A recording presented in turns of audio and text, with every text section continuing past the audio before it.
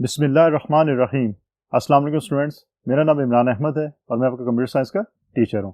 Students, आज हम grade 7 का यूनिट 6 है उसकी एक्सरसाइजेस को देखेंगे। तो स्टूडेंट्स, देखते हैं फिर आज हमारे पास एक्सरसाइज के अंदर कौन कौन से क्वेश्चन अवेलेबल हैं और उनके हम आंसर किस तरह आइडेंटिफाई कर सकते हैं। सो लेट्स सी।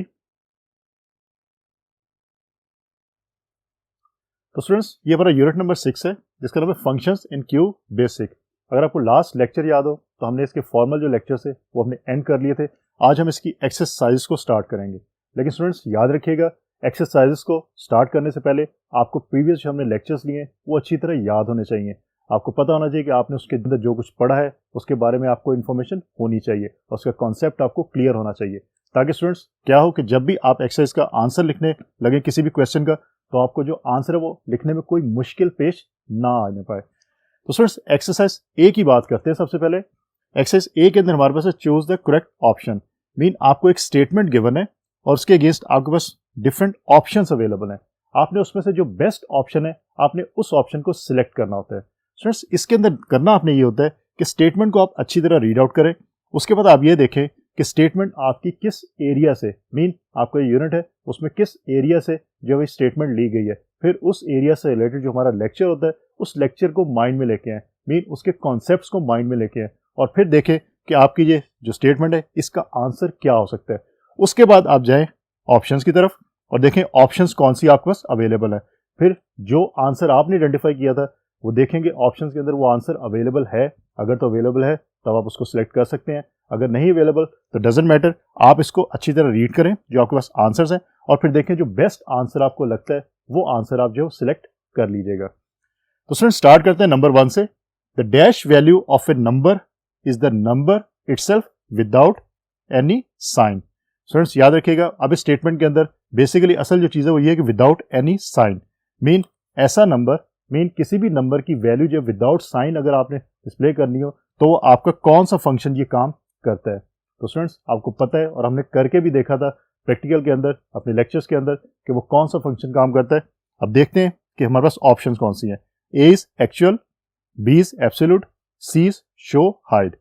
स्टूडेंट्स अब गौर करें, एक्चुअल के बारे में हमने कोई इन्फॉर्मेशन एज सच नहीं ली अपने लेक्चर्स के अंदर, शो हाइड के बारे में कोई ऐसी इन्फॉर्मेशन नहीं ली। तो इसका मतलब है कि आपके पास जो आंसर बनता है वो एब्सोल्यूट बनता है। एबीएस का फंक्शन हमने यूज किया था जो क्या करता है आपके वैल्यू को अगर माइनस है तो प्लस कर देता है। So the dash value of a number is the number itself without. So इस केस के अंदर आपका आंसर होगा एब्सोल्यूट, क्योंकि आप एब्सोल्यूट जब वैल्यू आपकी होती है तो उसके अंदर आपकी नॉर्मली पॉजिटिव साइन के अंदर वैल्यूज जो वो शो होती हैं और पॉजिटिव साइन को हम स्टूडेंट्स आपको पता है कि नंबर्स के साथ नॉर्मली मेंशन नहीं करते। तो आप एब्सोल्यूट जो वैल्यू उसको आप कह सकते हैं विदाउट एनी साइन आपकी वो वैल्यू यूज हो सकती है। लेकिन अगर आपने कोई साइन यूज करना है तो फिर हम माइनस का साइन यूज करते हैं, अगर प्लस यूज करना है तो फिर आपको यूज करने की जरूरत नहीं पड़ती। तो आपकी एब्सोल्यूट जो वैल्यू है वो इस केस में आपका बेस्ट आंसर होगा। Number 2, the dash function is used to calculate the square root of a number. अब स्टूडेंट्स यहां से आइडेंटिफाई करें, एक फंक्शन की बात है, आपसे एक फंक्शन का पूछा गया है कि कौन सा ऐसा फंक्शन है जो कैलकुलेट करता है square root of a number, कि नंबर का स्क्वायर रूट आपको फाइंड करके देगा। अब ऑप्शंस को देखते हैं। A option is SQR function, B is SOR function, C is SIN function. Students अगर आपको लेक्चर्स याद हो तो हमने लेक्चर्स के अंदर सिर्फ SQR फंक्शन के बारे में पढ़ा था, हमने SOR और SIN जो फंक्शन है उसके बारे में कोई इंफॉर्मेशन नहीं ली। तो इसका मतलब है कि आपका स्ट्रेट फॉरवर्ड आंसर यही हो सकता है। इसको दूसरे तरीके से भी आप चेक कर सकते हैं कि स्क्वायर रूट बेसिकली जो आपने लिखा हुआ है स्क्वायर रूट, इसकी शॉर्ट फॉर्म SQR है, मीन स्क्वायर रूट। तो आपका ये फंक्शन जो है ये काम करता है, क्या करता है, ये square root of a number जो है वो आपको प्रोवाइड करता है। तो इस केस में आपका जो आंसर है वो ऑप्शन ए होगा। अब स्टूडेंट्स देखते हैं कि नंबर 3 के ऊपर हमारे पास कौन सी स्टेटमेंट अवेलेबल है और उसके अगेंस्ट हमारे पास जो ऑप्शंस हैं उसमें से बेस्ट ऑप्शन हम कैसे आइडेंटिफाई करेंगे। So let's see. Number 3, the built in functions are also known as dash functions. Students हमने दो टाइप के फंक्शंस की बात की थी, एक हमारे पास होता है यूजर डिफाइंड फंक्शन और एक होता है built in functions. Built in functions की हमने डिटेल से बात की थी, उसके बाद और हमारे पास दो टाइप्स थी, एक स्ट्रिंग फंक्शन और एक न्यूमेरिक फंक्शंस की। सो यहाँ पे पूछा गया कि बिल्ट इन फंक्शन का एक और नाम भी है। स्टूडेंट्स याद होगा आपको, मैंने जब लेक्चर दिया था बिल्ट इन फंक्शन से रिलेटेड तो मैंने आपसे कहा था कि ये एग्जाम में पूछा जा सकता है। तो बिल्ट इन फंक्शन का दूसरा नाम क्या है, पहले ऑप्शंस देख लेते हैं। A is literary, B is geometry, C is library. तो स्टूडेंट्स याद रखिएगा बिल्ट इन फंक्शंस का जो दूसरा नाम है वो लाइब्रेरी फंक्शंस है। ये आपने अच्छी तरह याद रखना है, एग्जाम पॉइंट से बहुत इंपॉर्टेंट क्वेश्चन है आपका। तो यहाँ पे आपका जो बेस्ट आंसर होगा that is option C, library function. Number 4, the functions perform mathematical operations. Mean कौन से फंक्शंस है जो मैथमेटिकल ऑपरेशंस परफॉर्म कर सकते हैं। स्टूडेंट्स आपको पता है कि मैथमेटिकल ऑपरेशंस कौन से होते हैं आपके, सिंपल एग्जांपल लेते हैं प्लस माइनस डिवीजन। ये काम आप न्यूमेरिक वैल्यूज पे कर सकते हैं, आप स्ट्रिंग के ऊपर ये काम नहीं कर सकते। मीन अल्फाबेट्स को आप जो कैलकुलेट नहीं कर सकते, उनमें प्लस माइनस डिवीजन नहीं कर सकते, आप नंबर्स के दरमियान ये काम करते हैं और नंबर्स आपके होते हैं न्यूमेरिक। अब देखते हैं ऑप्शंस क्या है हमारे पास। A is numeric, B is string, C is hysteric. तो न्यूमेरिक हमारा बेस्ट आंसर है, तो इस केस में आपका जो आंसर होगा that is option A, numeric. Number 5, the EXP function is used to calculate dash value of the given number. Students EXP short form है एक फंक्शन की, फुल फॉर्म आपको पता होनी चाहिए, हमने लेक्चर्स के अंदर करके भी देखा था। EXP stands for exponential. तो इसका मतलब है कि EXP फंक्शन जो है वो क्या चीज कैलकुलेट करते हैं, वो इनफेक्ट करते हैं नंबर की एक्सपोनेंशियल वैल्यू। तो हम देखते हैं हमारे ऑप्शंस के अंदर एक्सपोनेंशियल का वर्ड है या नहीं है। Option A is exponential, B is integral, C is modular. तो हमें बेस्ट आंसर हमने फाइंड आउट किया एक्सपोनेंशियल, तो हमारी ऑप्शन ए जो है वो एक्सपोनेंशियल ही है, तो हम इसको सिलेक्ट कर लेंगे। तो स्टूडेंट्स इस तरह आप कर सकते हैं कि आपको स्टेटमेंट गिवन है और कुछ ऑप्शंस आपको दी गई हैं, उनमें से आप बेस्ट ऑप्शन जो है वो सिलेक्ट कर सकते हैं। स्टूडेंट्स एक चीज और याद रखिएगा, जब भी आपने ऑप्शंस को देखना है, आपने तमाम ऑप्शंस को, इस केस के अंदर A B C mean 3 options है, तो आपने तीनों ऑप्शंस को रीड आउट जरूर करना है। ऐसा नहीं है कि आपकी पहली ऑप्शन आपको बेस्ट लगती है आप उसको सिलेक्ट करते हैं, आप बी और सी को रीड आउट नहीं करते। आपने बी और सी को भी रीड आउट करना है, क्योंकि कुछ क्वेश्चंस के अंदर ऐसे भी होता है कि आपकी ऑप्शन ए भी ठीक है, ऑप्शन बी भी ठीक है और सी पे लिखा होता है ऑल ऑफ दीज। इसका ये मतलब है कि ऑप्शन ए और बी दोनों सही है, लेकिन अब उस केस में अगर आप ऑप्शन ए को देखते हैं और वो आपको सही लगती है, आप उसको सिलेक्ट कर लेते हैं, तो आपका आंसर गलत हो जाएगा, क्योंकि उस केस पे आपका आंसर जो होगा वो ऑप्शन सी होगा। तो इसलिए आपने तीनों ऑप्शंस को एक दफा रीड आउट जरूर करना है। अब स्टूडेंट्स एक्सरसाइज बी की बात करते हैं, that is fill in the blanks. आपको कुछ कीवर्ड अवेलेबल है और उसके अगेंस्ट आपका स्टेटमेंट है, स्टेटमेंट में कुछ ब्लैंक स्पेसेस है, आपने इन कीवर्ड्स में से ब्लैंक स्पेसेस के अंदर अप्रोप्रिएट कीवर्ड जो है वो पुट करना होता है। तो स्टूडेंट्स देखते हैं कैसे होगा। Number 1 is there are 2 types of library functions. आपको पता है लाइब्रेरी फंक्शंस कौन से फंक्शंस होते हैं, बिल्ट इन फंक्शंस, और इसी की बात हमने अपने लेक्चर के अंदर की थी, बहुत ज्यादा की थी। कौन से आपके फंक्शन है, एक स्ट्रिंग फंक्शन है और दूसरा कौन सा, न्यूमेरिक फंक्शन। तो कीवर्ड्स देखते हैं, यहाँ पे हमारे पास स्ट्रिंग भी मौजूद है और न्यूमेरिक भी मौजूद है, तो मैं ये दोनों यहाँ पे मेंशन कर देता हूँ। So numeric and string.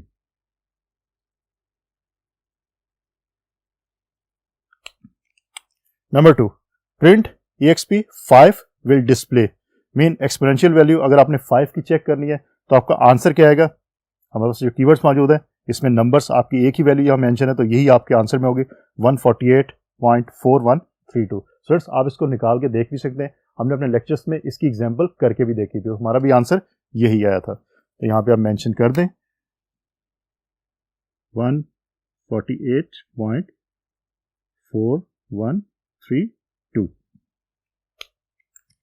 अब स्टूडेंट देखते हैं कि हमारे पास नंबर 3 के अंदर कौन सी स्टेटमेंट अवेलेबल है और उसकी जो ब्लैंक स्पेस है उसको हम किस अप्रोप्रिएट कीवर्ड के साथ फिल आउट कर सकते हैं। तो let's see. So number 3, the dash function is used to find out the remainder in division.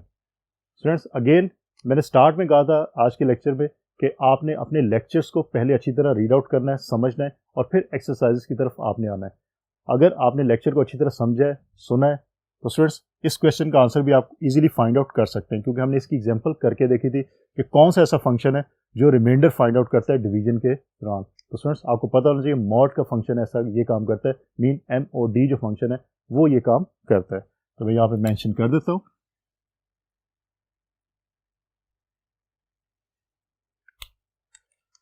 Number 4, print U case. U stands for upper case, ये चीज आपने याद रखनी है, U stands for upper case. तो अपर केस का आपको idea है कि आपके जो अपर लेटर्स के अंदर जो भी रिजल्ट आपके पास आएगा।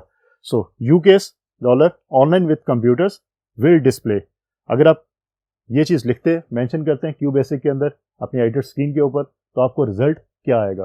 स्टूडेंट्स फंक्शन क्या कर रहा है, अपर केस फंक्शन है। इसका ये मतलब है कि आपके पास ऑनलाइन विद कंप्यूटर्स जो लिखा हुआ है उसके तमाम लेटर्स अपर केस में आपको शो होंगे। ये आप करके भी खुद से देखिएगा। हमने इसकी एग्जांपल करके भी देखी थी लेक्चर्स में, लेकिन मैंने आपसे ये कहा था कि आप डिफरेंट जो सेंटेंसेस यूज़ करें और ये फंक्शन उसके साथ यूज़ करें और देखें कि रिजल्ट आपको क्या मिलता है। तो स्टूडेंट्स इसका स्ट्रेट फॉरवर्ड जो आंसर आएगा वो आएगा कि आपके तमाम मीन ऑनलाइन भी अपर में, ऑनलाइन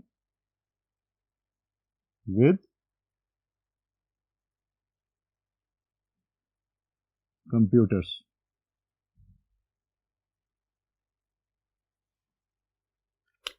मीन यू केस का जब फंक्शन आप यूज करते हैं तो आपको जो रिजल्ट आता है वो तमाम की मीन कंप्लीट स्ट्रिंग जो है वो अपर लेटर्स के अंदर आपको शो होगी।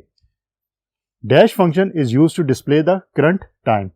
स्टूडेंट्स कई दफा ये होता है कि आपके क्वेश्चन के अंदर ही आपको आंसर जरूर मिल जाता है और कई दफा होता है कि आंसर का हिंट आपको जरूर मिल जाता है।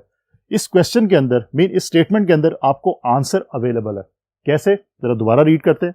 Dash function is use to display the current time, mean कौन सा फंक्शन है जो करंट टाइम को जो है वो शो करता है।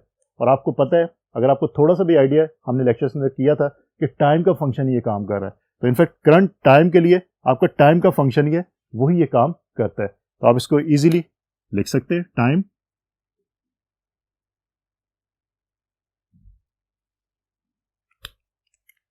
तो स्टूडेंट्स ये हमारे पास फिल इन द ब्लैंक्स कि एक हमारे पास स्टेटमेंट अवेलेबल है, उसके साथ हमारे पास ब्लैंक स्पेस अवेलेबल होती है और आपने अप्रोप्रिएट कीवर्ड के साथ उसको कैसे फिल आउट करना है। अब हम बात करते हैं एक्सरसाइज सी की। Tick the correct and cross the wrong ones. अब स्टूडेंट्स इसके अंदर टिक द आपने करेक्ट मीन उनको आपने राइट करना है और जो क्रॉस करना है आपने उसको अपने क्रॉस के निशान से आइडेंटिफाई करना है। So let's take first one, mod function calculates the absolute value of number. Students lectures के दौरान मैंने आपको ये बात कही थी और बड़ी डिटेल्स के साथ कही थी कि आपने फंक्शंस की आइडेंटिफिकेशन जरूर करनी है और आपको पता होना चाहिए कौन सा फंक्शन क्या काम कर रहा है। और ये चीज़ आपको तब याद होगी जब आप उसकी प्रैक्टिस करेंगे, मीन उसको इंप्लीमेंट करेंगे और बार बार करके देखेंगे, तब आपको क्लियर होगा कि स्पेसिफिक फंक्शन क्या फंक्शन परफॉर्म कर रहा है। अदरवाइज आप कंफ्यूज हो सकते हैं। लाइक यहाँ पे कहा गया mod function calculates the absolute value of number. अब स्टूडेंट्स आपको पता होना चाहिए कि मॉड फंक्शन क्या करता है और आपको यह भी पता होना चाहिए कि एब्सोल्यूट वैल्यू कौन सा फंक्शन प्रोवाइड करता है। फिर आपको आइडिया होगा कि ये स्टेटमेंट आपकी राइट है या रॉन्ग है। आपको पता है मॉड का जो फंक्शन है वो क्या करता है, वो आपको रिमाइंडर देता है, मीन रिमाइंडर आपको जो प्रोवाइड करता है डिवीजन के दौरान। और एब्सोल्यूट वैल्यू आपको कौन सा फंक्शन देता है, एबीएस का जो फंक्शन होता है, मीन एब्सोल्यूट की शॉर्ट फॉर्म एबीएस, वो आपको ये एब्सोल्यूट वैल्यू जो प्रोवाइड करता है। तो इसका मतलब है कि mod function calculates the absolute value of number. ये आपकी स्ट्रेट फॉरवर्ड क्या है, ये रॉन्ग स्टेटमेंट है।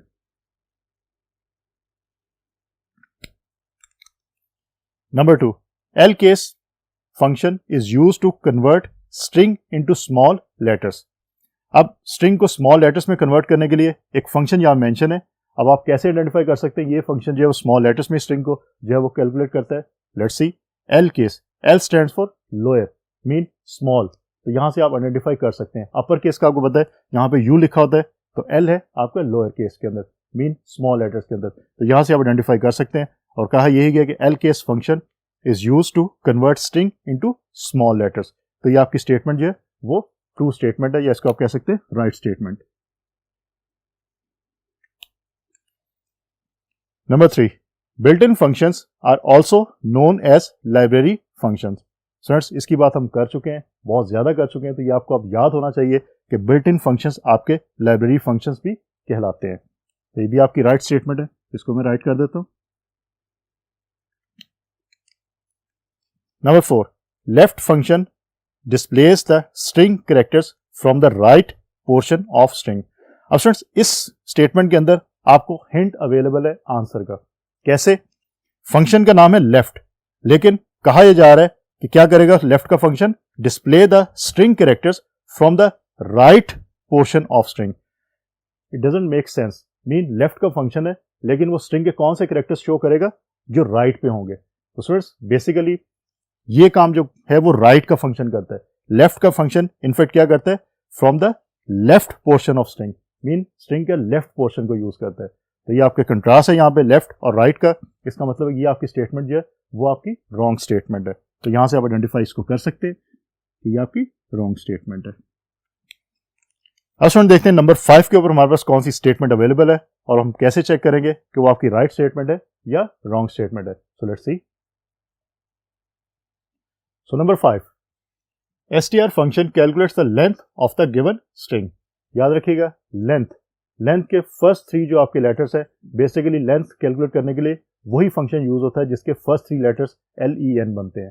तो आप ये याद रखिए, यहाँ से आप इस कीवर्ड से याद रख सकते हैं इसको। तो ये टिप भी है, इससे आपको याद रहेगा कि लेंथ ऑफ स्ट्रिंग कैसे आइडेंटिफाई होगी। मीन लेंथ के पहले जो 3 लेटर्स है LEN, वही आपके फंक्शन का नाम है। इसका मतलब कि str का फंक्शन जो है वो length of the given string calculate नहीं करता। तो यहाँ पे आप इसको लिखेंगे क्रॉस, मीन ये आपकी रॉन्ग स्टेटमेंट है। नंबर 6, LEN मीन लेंथ का function also counts the number of spaces in a string. Again हमने लेक्चर्स के अंदर ये काम करके देखा था कि लेंथ का जो हमारा फंक्शन था उसको हमने यूज किया था, और हमने ये भी देखा था कि जो फॉर एग्जाम्पल अगर आपने लिखा है online space with space computers, तो जो स्पेसेस थी आपके पास 2, उनको भी कैलकुलेट किया था आपके लेंथ के फंक्शन ने। तो यही चीज यहाँ पे मेंशन है कि length function also counts the number of spaces in a string. तो ये आपकी स्टेटमेंट जो है वो राइट स्टेटमेंट है। तो स्टूडेंट्स आज के बेसिकली जो हमारा लेक्चर था उसके अंदर हमने एक्सरसाइज को स्टार्ट किया, मीन यूनिट 6 की जो हमारी एक्सरसाइज है उसको हमने स्टार्ट किया। उसमें हमने ये देखा पहले कि हमारे पास अगर एक स्टेटमेंट अवेलेबल है उसके अगेंस्ट हमारे पास डिफरेंट ऑप्शंस हैं, तो हमने बेस्ट ऑप्शन कैसे सिलेक्ट करनी है। स्टूडेंट्स 2-3 टिप्स मैंने आपको बताई हैं। पहली तो आपने स्टेटमेंट को अच्छी तरह रीड आउट जरूर करना है, फिर आइडेंटिफाई करना है कि ये स्टेटमेंट किस एरिया से ली गई है, फिर उस एरिया से जो लेक्चर्स हमने दिए थे उन लेक्चर्स को अपने माइंड में लेके आएँ और कॉन्सेप्ट्स को क्लियर करें और उनकी बेस के ऊपर आप आंसर आइडेंटिफाई करें। उसके साथ साथ आपने जो ऑप्शंस अवेलेबल हैं आपके पास, आपने तमाम ऑप्शंस को रीड आउट जरूर करना है एक दफ़ा, क्योंकि हमने वजह देख ली कि क्यों हमने रीड आउट करना है, ये मैं आपको बता चुका हूँ, लेकिन आपने उसको अच्छी तरह रीड आउट जरूर करना है। सर उसके बाद हमने एक्सरसाइज बी की बात की जिसमें फिल इन द ब्लैंक्स करने होते हैं। स्टेटमेंट गिवन है, आपके पास एक ब्लैंक स्पेस है, आपने अप्रोप्रिएट कीवर्ड के साथ उस ब्लैंक स्पेस को फिल आउट करना है। स्टूडेंट्स कई दफ़ा ये होता है, और मैं आपको लेक्चर के दौरान बता भी चुका हूँ, कि आपकी स्टेटमेंट के अंदर या तो आंसर आपको अवेलेबल होता है या आंसर का हिंट आपको ज़रूर मिल जाता है। तो उस हिंट को या आंसर को तलाश करें और वहाँ से अपनी जो आंसर है उसकी सर्च को नैरो कर ले। नैरो करेंगे तो आपका आंसर जो है वो 100% सही हो सकता है। स्टूडेंट्स उसके बाद लास्ट में हमने बात की कि अगर हमारे पास स्टेटमेंट गिवन है और हमने उसमें से फाइंड आउट करना है कि कौन सी स्टेटमेंट हमारी राइट है कौन सी रॉन्ग है, तो कैसे कर सकते हैं। तो स्टूडेंट्स होपफुली आज का लेक्चर आपको अच्छी तरह समझ आ गया होगा। इंशाल्लाह अगली दफ़ा नए लेक्चर के साथ दोबारा मुलाकात होगी। अपना बहुत सारा ख्याल रखिएगा। अल्लाह हाफिज़।